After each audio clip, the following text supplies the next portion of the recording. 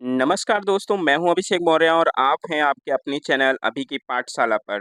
दोस्तों मैं हाजिर हूं एक नई जानकारी के साथ। तो दोस्तों जब भी हम पुलिस का नाम सुनते हैं तो डर जाते हैं। क्यों डर जाते हैं? क्योंकि हम अपने अधिकार व कानूनों से अनभिज्ञ हैं, हमें अपने अधिकार व कानून नहीं पता हैं। कभी भी जब कोई क्राइम हो जाता है, कोई घटना ऐसी घट जाती है, तो हम में से 40% लोग ऐसे होते हैं जो पुलिस के पास इसलिए नहीं जाते क्योंकि उन्हें डर रहता है कि पुलिस उनके साथ कैसा बर्ताव करेगी या उल्टा पुलिस उन पर ही केस तो नहीं कर देगी। हाल ही में मणिपुर में हुई घटना से ने सभी को स्तब्ध करके रख दिया, जिसमें 2 महिलाओं को निर्वस्त्र करके घुमाया गया। इसी घटना से एक शब्द चर्चा में आता है जिसका नाम है ज़ीरो एफआईआर। हाँ दोस्तों, ज़ीरो एफआईआर। अगर हम ताज़ा मामलों की बात करें तो तेलंगाना के जो वर्तमान मुख्यमंत्री हैं रेवंत रेड्डी, उन पर एक पूर्व मंत्री ने अशोभनीय टिप्पणी की है, जिससे उन पर क्या हुआ है, ज़ीरो एफआईआर दर्ज कराई गई है। तो आइए देख लेते हैं कि आखिर ज़ीरो एफआईआर क्या होता है और ये हमें क्यों जानना चाहिए ज़ीरो एफआईआर के बारे में, ठीक है? तो दोस्तों अगर चैनल पर नए हैं तो चैनल को सब्सक्राइब ज़रूर कर लीजिएगा क्योंकि यहाँ पर आप लोगों को बहुत ही महत्वपूर्ण जानकारियाँ हम साझा करते हैं आपसे। और अगर वीडियो अच्छा लगे तो वीडियो को लाइक ज़रूर करिएगा। तो आइए जानते हैं क्या होता है ज़ीरो एफआईआर। तो ज़ीरो एफआईआर बेसिकली एक तरीके की अवधारणा है, जिसमें क्या होता है, किसी भी पुलिस स्टेशन द्वारा क्षेत्राधिकार की परवाह किए बिना तब दर्ज किया जा सकता है जब उसे किसी संज्ञेय अपराध के संबंध में शिकायत मिलती है। इस स्तर पर कोई नियमित एफआईआर नंबर निर्दिष्ट नहीं किया जाता है। ज़ीरो एफआईआर दर्ज होने के बाद रेवेन्यू पुलिस स्टेशन नई एफआईआर दर्ज करता है और जांच शुरू करता है। सरल शब्दों में अगर हम दोस्तों ये कहें तो जब हम किसी भी घटना की अगर रिपोर्ट लिखाने जाते हैं, तो हम ऐसे पुलिस स्टेशन पर जाते हैं जहाँ पर वो घटना हुई होती है। मतलब जिस पुलिस स्टेशन के अधिकार क्षेत्र में वो घटना हुई होती है, उस स्टेशन पर जाकर हम एफआईआर दर्ज कराते हैं।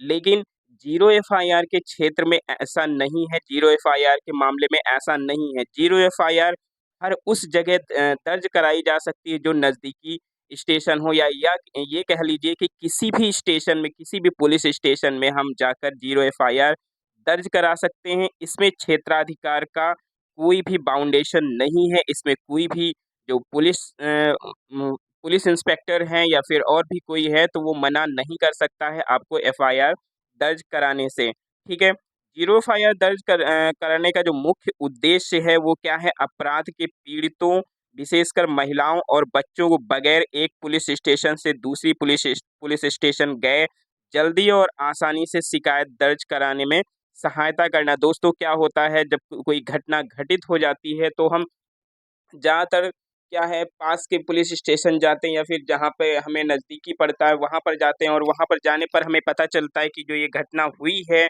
वो इस थाने से रिलेटेड नहीं है या इस पुलिस स्टेशन से रिलेटेड नहीं है, और वहाँ के जो थानेदार होते हैं या फिर एसआई होते हैं वो क्या करते हैं, वो भगा देते हैं पीड़ितों को कि आप अपने उस थाने में जाइए जहाँ की ये घटना है। लेकिन ज़ीरो एफआईआर के मामले में ऐसा नहीं है, ज़ीरो एफआईआर आप कहीं भी दर्ज करा सकते हैं। तो इस तरह ये पीड़ितों की मदद करता है और उन्हें जल्द से जल्द सहायता करवाता है।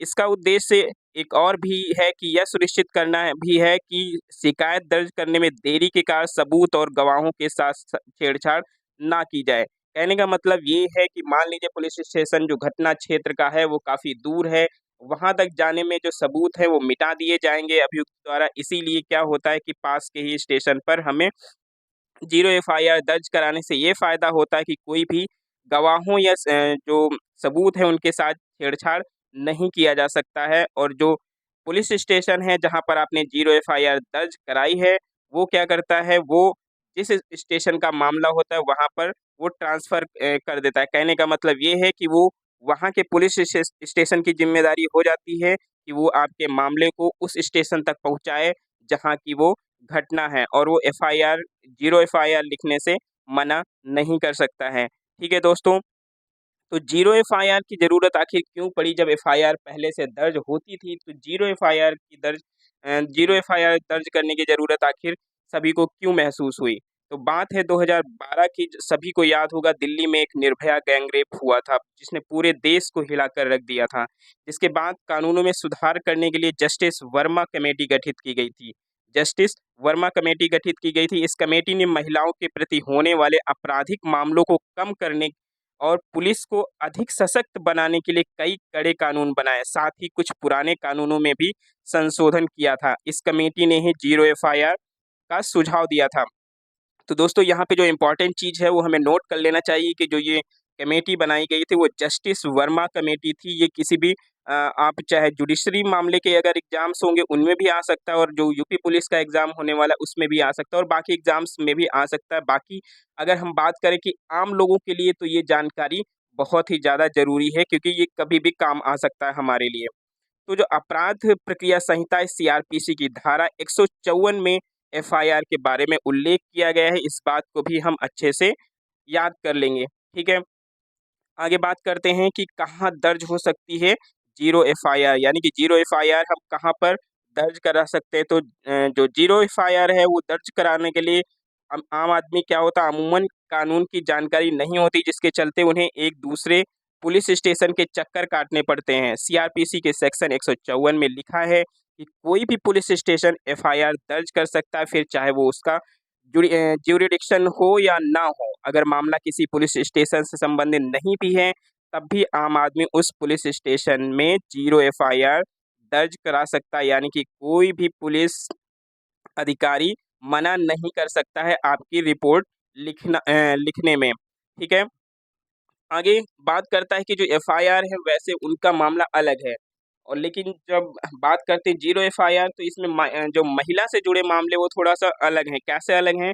रिपोर्ट के मुताबिक रिटायर्ड जो एसपी वेंकट पाटिल बताते हैं कि इस एफआईआर को दर्ज करने वाले पुलिस स्टेशन को उस केस में जांच करने का अधिकार नहीं होता है। कहने का मतलब ये जीरो एफआईआर दर्ज तो कर ली जाएगी, लेकिन जो जांच होगी वो उसी जो है पुलिस स्टेशन के अधिकारी और पुलिस वाले करेंगे जिस स्टेशन के क्षेत्र में वो घटना हुई है। लेकिन ये काम वहाँ का होता है जहाँ पर जीरो एफआईआर दर्ज की जाती है। जीरो एफआईआर जिस स्टेशन में दर्ज की जाती है, वहाँ के जो पुलिस अधिकारी होते हैं वो उस घटना को उस स्टेशन में ट्रांसफ़र कर देते हैं। लेकिन इस मामले में क्या है, इसमें महिलाओं से जुड़ा मामला थोड़ा सा अलग है। महिलाओं से जुड़ा मामले में क्या है, आईपीसी के सेक्शन 498 के तहत जो बताया गया है कि अपराध अगर किसी महिला के साथ हुआ है, मान लीजिए कि महिला अपने ससुराल वालों के खिलाफ प्रताड़ना से जुड़ी एफआईआर दर्ज करवाए और चाहे कि इसकी जांच वही पुलिस स्टेशन करे, तो उस पुलिस स्टेशन को वो जांच करनी होगी दोस्तों। यानी कि जहां पर ये जीरो एफआईआर दर्ज करवाएगी महिला, उसी पुलिस स्टेशन को उसकी जांच करनी होगी। वो ट्रांसफर नहीं कर सकता है मामले को। ये सिर्फ महिला से जुड़े मामले की बात हो रही है, बाकी मामलों में ये लागू नहीं होता है। ठीक है दोस्तों, तो अगर महिला अभियुक्त जुड़ी है, महिला के साथ किसी भी तरह की घटना होती है, तो इस मामले में ये कार्यवाही उसी पुलिस स्टेशन की जिम्मेदारी हो जाती है जहाँ पर ये जीरो एफआईआर दर्ज करवाती है। ठीक है, अब बात कर लेते हैं कि जो एफआईआर है और जीरो एफआईआर में फ़र्क क्या है आखिर? तो बहुत कम लोगों को इस बात की जानकारी होती है कि जीरो एफआईआर भी एफआईआर की तरह ही होती है। इन दोनों के बीच सिर्फ़ इतना ही फ़र्क है कि जो एफआईआर है आप अपराध क्षेत्र के पुलिस स्टेशन में दर्ज करवाते हैं, जबकि जीरो एफआईआर कहीं भी दर्ज करवा सकते हैं। मतलब ये कि एफआईआर जिस क्षेत्राधिकार में हुई है घटना, उसी के पुलिस स्टेशन में दर्ज करवा सकते हैं, लेकिन जो जीरो एफआईआर है, वो आप देश के किसी भी क्षेत्र में दर्ज करा सकते हैं। ठीक है? आगे बात करते हैं कि जीरो एफआईआर लिखने से पुलिस क्यों कतराती है? कई बार ऐसा होता है कि 2 लोगों के बीच सिर्फ़ मारपीट हुई होती है, लेकिन दूसरा आदमी क्या करता है, सामने वाले को फँसाने के लिए एफआईआर उस पे दर्ज करवा देता है। ठीक है? तो इसलिए पुलिस इस एफआईआर को लिखने में थोड़ा आनाकानी दिखाती है, क्योंकि होता क्या है, जहाँ पे पीट हुई उसी जगह पुलिस स्टेशन पे जाके उसने जीरो एफआईआर दर्ज करा दी। तो कभी-कभी एक दूसरे पे आरोप लगाने के लिए भी जो है ये दर्ज कराई जाती है, और इससे पुलिस कतराती है। तो ये भी होता है कि कानून अगर हमारे फ़ायदे के लिए हैं, तो कुछ लोग इसका नाजायज़ फ़ायदा भी उठाते हैं। ठीक है? आगे अगर हम बात करें तो जीरो एफआईआर के फ़ायदे कौन-कौन से हैं आखिर? तो जीरो एफआईआर के फ़ायदे कौन से हैं? एक तो पहला फ़ायदा यही है कि बिना देरी किए पुलिस को घटना की जानकारी मिलना, यानी कि जहाँ पर घटना हुई है तुरंत उस जानकारी मिल जाती है पुलिस वालों को, और ज़ीरो एफआईआर दर्ज होने के बाद पुलिस को एक्शन लेना ही पड़ता है, भले ही मामला उसके अधिकार क्षेत्र का ना हो। कहने का मतलब पुलिस ये टाल नहीं सकती है कि ये जो मामला है वो हमारे अधिकार क्षेत्र में नहीं है, इसमें हम कोई भी कार्यवाही नहीं कर सकते, तो यहाँ पे वो पुलिस टाल भी नहीं सकती है मामले को। आगे का जो फ़ायदा बताया गया है कि जो समय पर कार्यवाही के ज़रिए कई महत्वपूर्ण साक्ष्यों व सबूतों को नष्ट होने से बचाया जा सकता है। यानी कि अगर लेट होगा तो क्या होता है, बहुत सारे जो सबूत हैं वो मिटा दिए जाते हैं या फिर नष्ट कर दिए जाते हैं, तो ऐसे में ये काम नहीं हो पाएगा। अगला जो फ़ायदा है वो पीड़ित व्यक्ति को इंसाफ़ पाने के लिए दर-दर भटकना नहीं पड़ता, वह जहाँ पर भी है वहीं से न्याय की गुहार लगा सकता है। ठीक है, उसको ऐसा नहीं करना पड़ेगा कि वो पर्टिकुलर एरिया में जाके रिपोर्ट लिखवाया जाके तब तक क्या हो कि बहुत ज़्यादा देर हो जाए, ठीक है? तो ये भी हमें फ़ायदा है कि इसमें दर-दर भटकना नहीं पड़ता है पीड़ित व्यक्ति को, ठीक? तो ये ज़ीरो एफआईआर के बारे में जानकारी थी, आई होप जानकारी पसंद आई होगी और ये आम लोगों के लिए बहुत ज़्यादा ज़रूरी जानकारी है, ठीक है? दोस्तों कल मैंने एक सेशन किया था जूस चेकिंग पे जो कि बहुत ज़्यादा इम्पोर्टेंट है अगर आप ट्रैवलिंग करते हैं या फिर कहीं भी एग्ज़ाम्स वग़ैरह देने जाते हैं, तो ये जूस चेकिंग जो है वो आपके लिए जानना बहुत ज़्यादा ज़रूरी है। तो अगर आपने ये वीडियो नहीं देखा है हमारा जूस चेकिंग का जो हमने कल लिया था, तो आप ज़रूर मेरे चैनल पे जाके विज़िट करिए और इस वीडियो को देखिए, ठीक है? तो आई होप सेशन पसंद आया होगा, अगर सेशन पसंद आया हो तो इसे लाइक करना ना भूलें, अपने दोस्तों में शेयर करें और चैनल को सब्सक्राइब नहीं किया है तो चैनल को सब्सक्राइब कर लें, क्योंकि हम इस चैनल पे लाते हैं आपके लिए बहुत ही महत्वपूर्ण जानकारियाँ जो आपके दैनिक जीवन के लिए बहुत ज़्यादा उपयोगी होती हैं। तो आज के लिए हमें दीजिए इजाज़त, फिर मिलेंगे एक नई जानकारी के साथ, तब तक के लिए धन्यवाद।